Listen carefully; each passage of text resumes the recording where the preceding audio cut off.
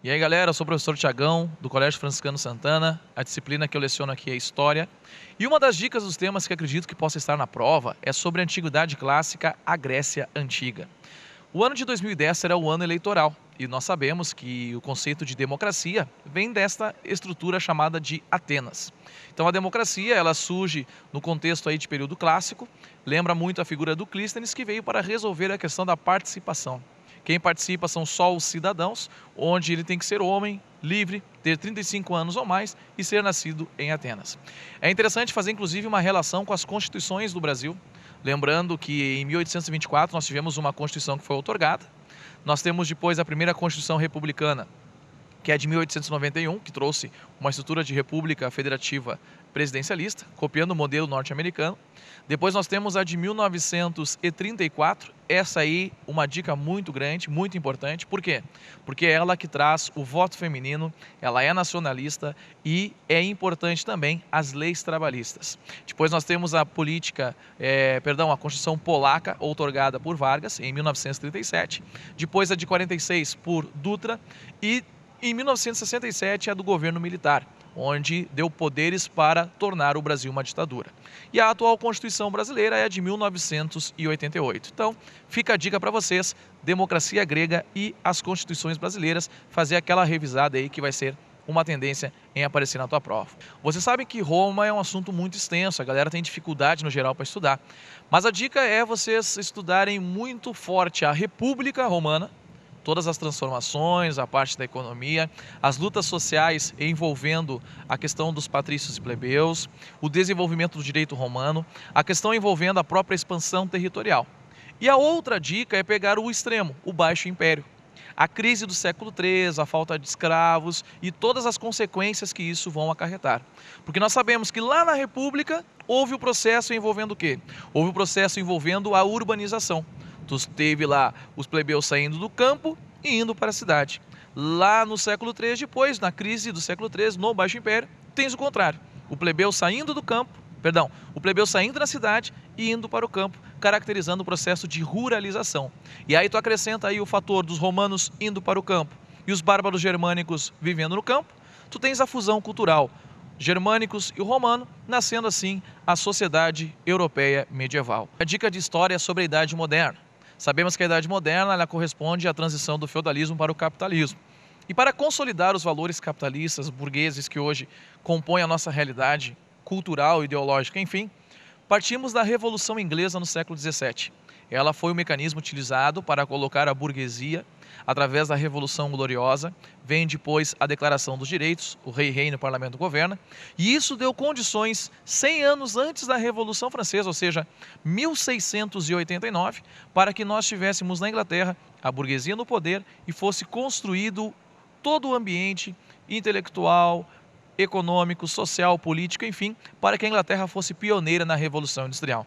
Essa primeira revolução, a Era do Ferro e do Carvão, ela trouxe aí a motivação para que outros países atrasados também caminhassem para colocar suas burguesias no poder. Com isso, na França, surge lá o ambiente intelectual chamado de Iluminismo, que sofreu influência do inglês aí John Locke, e aí nós temos Montesquieu, Voltaire, Rousseau, revisa lá na questão do liberalismo político, e esses novos conceitos políticos, essa ideologia iluminista, vai acabar influenciando no processo que chamamos de Revolução Francesa. Durante o processo de Revolução Francesa, dá uma olhada com carinho lá nas fases, mas principalmente na era napoleônica, já que Napoleão, na fase de império, ao decretar o bloqueio continental, fez com que eles, os portugueses, viessem para cá. Por quê? Porque a Inglaterra tem toda aquela historinha, né? Bloqueio continental à Inglaterra, a Inglaterra tinha relação comercial com Portugal, e o resultado disso foi o quê? Foi que a família real portuguesa, fugindo então de Napoleão, veio para o Brasil, e aí nós temos uma dica importantíssima: a abertura dos portos e o período joanino. Lembrando também que após voltar de Portugal, ele invade a Espanha, o Napoleão invade a Espanha e começa o processo de independência da América Espanhola. Então é todo um cenário rico de informações para te aproveitar, e nesse ambiente de independência da América Espanhola, fica a dica para ti. América para os americanos, a doutrina Monroe, todo o processo de política externa dos Estados Unidos. Um abraço, muito obrigado, boa prova, valeu! Olá, eu sou a professora Lígia, do Colégio Franciscano Santana, professora de língua espanhola. Então, gostaria de dar algumas dicas para a prova de espanhol. Bom, em primeiro lugar, a gente deve pensar no texto, que o texto deve ser bem interpretado, bem lido, revisado, e as questões de texto são muito importantes porque são a maioria da prova. Além disso, a gente deve analisar assim, que vão ter questões como o que é correto afirmar de acordo com a ideia geral do texto. Todas as opções serão de acordo com o texto, realmente estarão lá, mas a ideia geral é aquela ideia que prevalece, é o resumo do texto, então para isso a gente deve estar atento. Outra coisa são os conectivos, como os adversativos, os concessivos, os de adição, os de negação. Então, tudo isso você deve saber algumas coisas, dar uma repassada naquela lista dos conectores, né, nos conectivos, e dar uma repassada nisso então.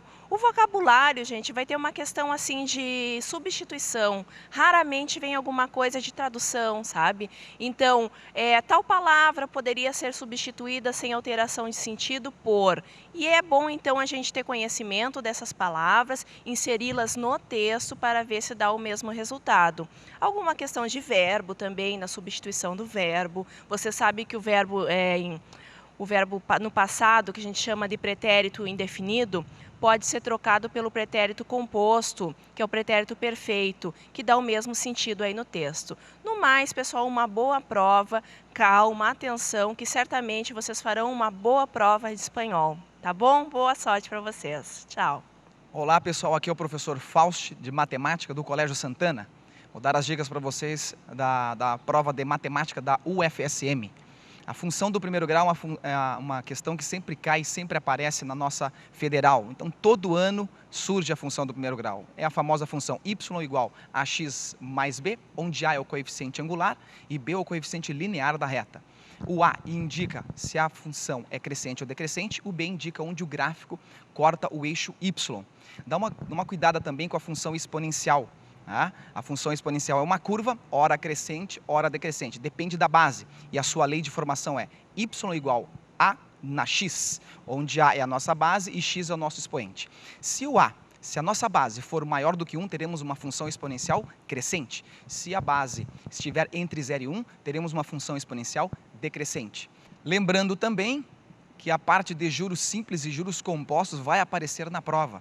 Juros simples lembra de função do primeiro grau, né? Juro igual ao capital vezes a taxa vezes o tempo. Cuidado, pessoal, a taxa e o tempo tem que ter a mesma grandeza, a mesma unidade. Se a taxa está em meses, o tempo tem que ser em meses. Se a taxa está em ano, o mês tem que ser em anos.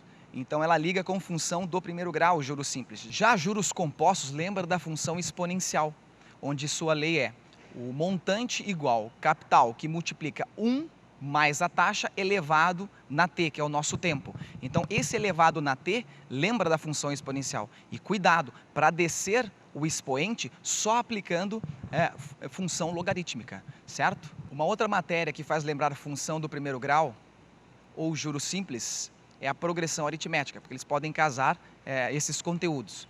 Na nossa progressão aritmética, lembrando que o termo geral, o AN é igual a 1 mais n menos 1 vezes a razão.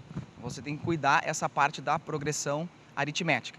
Na progressão geométrica, que vai lembrar de função exponencial, né, ou até de juros compostos ali, dependendo da questão, porque eles podem concatenar essas questões, né?